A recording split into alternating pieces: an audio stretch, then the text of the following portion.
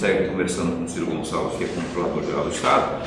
Rapaz, nós vemos que 2016 começou quente, fevereiro começou mais quente ainda, não é? Eu não estou falando de temperatura, não, de calor, não, sol, estou falando de operações. Tivemos aí essa operação denominada Seven, e o senhor falou da questão do controle interno, só que tem relatório que foi formulado e construído ao longo de 2015, que foi preponderante para que houvesse esse trabalho aí que teve a canetada da doutora Selma. Que relatório é esse? Qual foi o papel do controle interno na formatação desse relatório? Explica para a gente, doutor. Nesse caso específico, o relatório, as ações de auditoria que foram ditadas no início de 2015, como explicava no bloco anterior, nós precisamos passar por uma análise prévia para saber quais atividades no Estado são zonas de risco. Aquilo que o senhor explicava agora há pouco. E aquilo que eu explicava agora há pouco. Porque a gente não pode sair fazendo auditorias de maneira aleatória, sem base em um plano de ação, um plano de auditoria, de maneira atabalhoada, porque você pode correr o risco de gastar energia, profissionais, naquilo que materialmente não é tão significante. Ou seja, quando aquela analogia que o senhor fez do sinal piscando, laranja piscando, é sinal que ali vale a pena debruçar. Vale a pena debruçar naquilo ali. Exatamente isso. É o que a gente chama, internamente, a gente chama o que saiu do ponto da curva. Aquilo que sai do ponto da curva, alguma anomalia existe, precisamos, o faro está ali. Então as auditorias, elas não são simplesmente em cima de feelings, em cima de sentimentos, de achismo, elas não são. É por conta disso que nos dedicamos muitas horas técnicas na contratação do VLT, nos contratos do MT integrado, na área da saúde, que são que a gente chama de zonas de risco. Especificamente, uma atividade que saiu do ponto da curva foram algumas indenizações que ocorreram, algumas indenizações de desapropriação que ocorreram na reta final de 2014. E dentro desse levantamento do que estava fora do ponto da curva, invariavelmente esse processo, particularmente aí na região do Manso e alguns outros, mas esse aí particularmente, foi objeto de auditoria. 7 milhões de reais. Isso. E esse planejamento ele foi traçado, inclusive, junto com o próprio Ministério Público Estadual, nos auxiliou muito também os relatórios anuais do Tribunal de Contas também, e tudo isso ajuda a planejar. E ter um judiciário sério também faz fundamental. Na verdade, as instituições de controle agindo articuladamente, o cidadão ganha muito. Não é que isso avançou bastante em 2015, as instituições agindo articuladamente, esse planejamento que eu disse, o decreto do governador do estado foi de 2 de janeiro de 2015. O planejamento para executar aquele decreto, ele foi pautado ouvindo esses outros órgãos de controle, como insumos, como ouvidor mesmo, agimos aí como ouvidor para que atacássemos aquilo que de fato tínhamos irregularidades ou fraudes. Ou seja, foi um processo de identificação do problema, ver onde que estava ali, onde que estava a mina para tentar tirá-la de lá, explodi-la ou remanejá-la. Exatamente. Doutor, e aí, o que mais? Sobre essa questão aí, quando o senhor fala de fiscalização e principalmente responsabilização, rapaz, a gente aí tem uma pergunta que eu faço para o senhor, que é o seguinte: tem gente presa em função de operações que foram originadas aí, que envolveram auditorias e tal, envolvendo servidores do Estado, inclusive. E junto a essas operações aí, ou essas operações mostraram rombos nos cofres públicos. Tem pessoas presas, mas o dinheiro não foi ressarcido. E como se trata de montantes enormes, dificilmente, com essa mesma explicação que o senhor deu para a situação anterior, da conta única, dificilmente esse dinheiro voltará para os cofres públicos. É isso?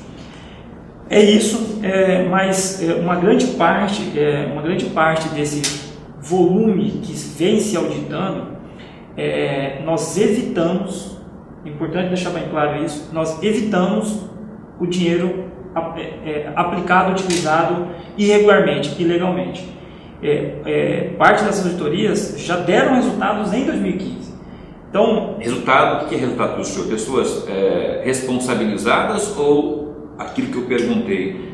Economicamente. Ressarcimento. Exatamente, economicamente. Vou explicar para vocês. Nós fizemos no primeiro semestre de 2015, nós auditamos um volume financeiro de 5 bilhões de reais. De 5 bilhões de reais, nós chegamos à conclusão ali que quase 300 milhões de reais, o Estado tinha a condição de recuperar. Como que se recuperar? Exigir que aquele infrator, aquela empresa ou aquele servidor devolvesse esse dinheiro para o caixa? Não necessariamente. A partir do momento que você rescinde um contrato e faz uma nova licitação, isso é mais barato para a administração, isso está na governabilidade do executivo, tomar essas medidas. Essa série de medidas de repactuar determinado contrato, não pagar pedidos de aditivos, rescindir contratos. Tivemos no caso da LT, acho que depois a gente vai conversar um pouco sobre isso. Um pleito de 1 bilhão de reais. Não é que o Estado, nesse caso, a gente reaviu do consórcio 500 milhões de reais. Não, foi uma análise criteriosa de um pedido de 1 bi. Chegamos à conclusão que é legítimo, que só era legítimo 600.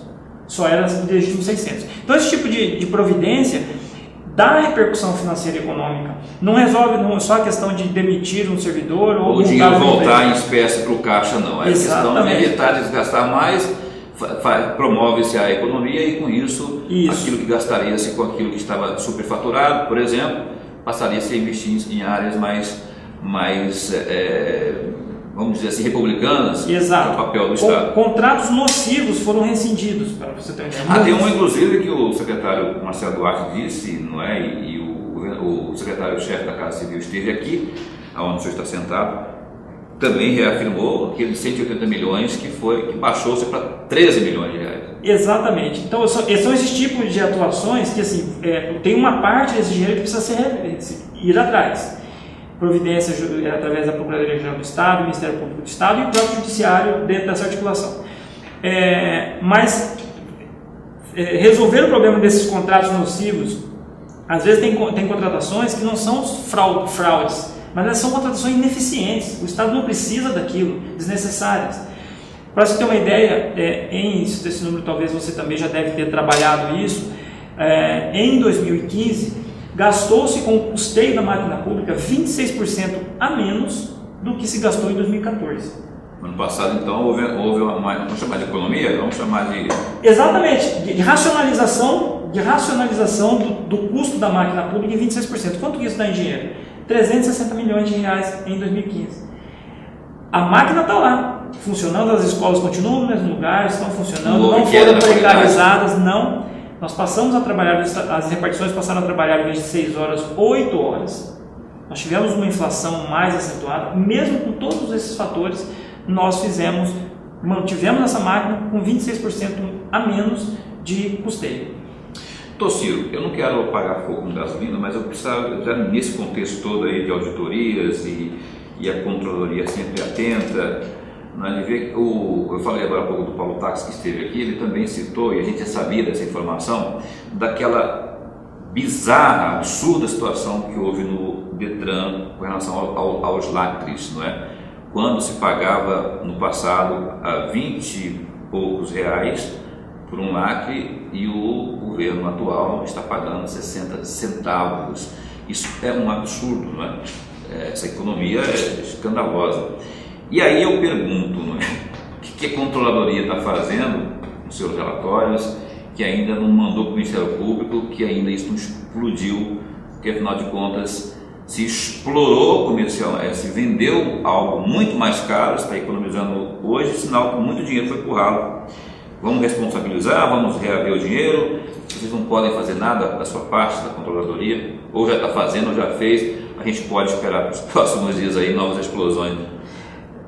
Particularmente em algumas instituições, a gente sempre perguntava no primeiro bloco, zonas de risco, né? Às vezes você tem zonas de risco que é a contratação, tipo contratação, aquisição de medicamento, né? Ele é uma zona de risco, mas às vezes você tem algumas secretarias que as secretarias em si eram zona de risco. E em algumas dessas secretarias, a reunião de vários relatórios que foram feitos, o Detran não é diferente disso.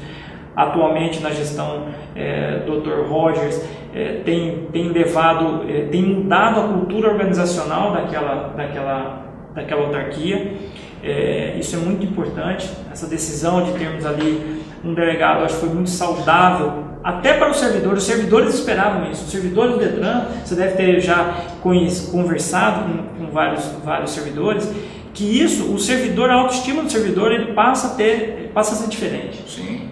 Então, as responsabilizações, elas estão sendo seguidas, elas estão sendo levadas a efeito, mas aqui, especificamente quanto às operações por conta do Detran, elas fazem parte de um contexto muito maior, e não só desse contrato. Você tem a questão da contratação das alienações fiduciárias. Sim, você tem um para ilustrar. Exatamente, prestação de serviço. Esses contratos estão dentro de um contexto maior do Detran, que está sendo conduzido pelo Ministério Público do Estado. Então está sendo conduzido pelo Ministério Público. Ele está sendo conduzido, todos esses ingredientes fazem parte, sim, dessa ação articulada entre a Controladoria Geral do Estado, o Ministério Público e do próprio Tribunal de Contas. Então, isso aqui você então há a articulação desses viés, aí, desses instrumentos aí, Controladoria, Ministério Público, Tribunal de Contas, o órgão, no caso em especial, o órgão, o foco aqui, nesse caso, é o Detran. Sei também de situações que estariam também não muito republicanas pelo lado do CEPROMAT também, que há muitas denúncias. Para a gente aqui que é da imprensa, chegam denúncias, imagino que para vocês que têm uma ouvidoria não seja diferente. Perfeito, a lógica é exatamente essa, é o cidadão confiar que hoje nós temos uma imprensa forte, nós temos uma capacidade de controle forte, e o cidadão acreditando nisso, traz as denúncias para vocês e reporta isso à ouvidoria. Particularmente sobre a questão do CEPROMAT, não diferente pelo que eu disse do Detran, era um gasto extremamente elevado. Quanto? Reunindo entre aquisição de equipamento, isso 2014, tá? Aquisição de equipamento, locação de equipamento, terceirização de mão de obra na área de TI, essa reunião de serviços de tecnologia de informação, 2014, o Estado consumiu quase 200 milhões de reais nesse conjunto, do Poder Executivo todo. Aí não é só a despesa do CEPROMAT, o Poder Executivo todo, quase 200 milhões de reais. Mas a gente teve uma atuação muito forte nessas auditorias, foi um objeto que a gente sofreu realmente bastante auditorias na área de tecnologia de informação, porque é anseio desse governo ter um Estado, um Poder Executivo tecnologicamente inteligente, ou seja, a serviço da inteligência para uma boa gestão, mas a gente tinha a resposta que nós tínhamos, um dispêndio de 200 milhões, mas pouco tínhamos de qualidade da informação estruturada dentro do Estado. Ou seja, aquele montante não representava, não se via aquele montante na qualidade do serviço. Exatamente. Eu queria mesmo só dizer assim, Paulo, vai ter bomba aí na questão do Detran, do CEPROMAT, nós fizemos relatórios aí, o pessoal roubava lá, porque agora não rouba mais, mas esse pessoal, além de responsabilizado, vai ter que ressarcir. Mas você não vai dizer isso, ou vai? Não, vai me surpreender aqui? Até nesse ponto, as instituições estão bem articuladas, exatamente para não prejudicar o serviço de um e de outro.